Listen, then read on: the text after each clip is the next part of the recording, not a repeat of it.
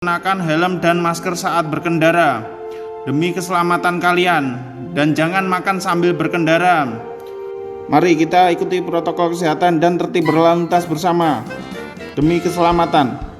Loh Mbak, malah nerobos lampu merah.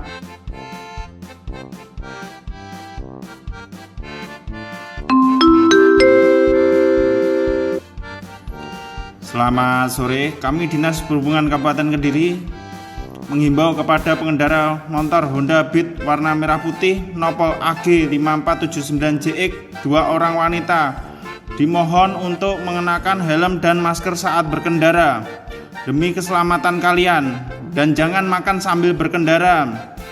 Mari kita ikuti protokol kesehatan dan tertib berlalu lintas bersama demi keselamatan. Loh Mbak, malah nerobos lampu merah.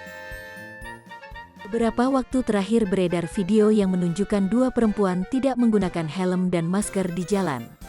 Bahkan, dengan santainya mereka sambil makan di lampu merah. Saat diingatkan, kedua perempuan tersebut malah menerobos lampu merah.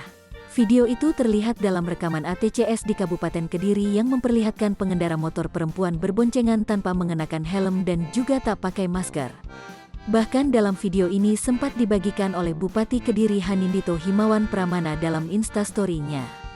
Dalam postingan yang membagikan rekaman ATCS Dishub Kediri ini, Mas Bupdito menuliskan agar masyarakat tak meniru perilaku dari pengendara motor itu.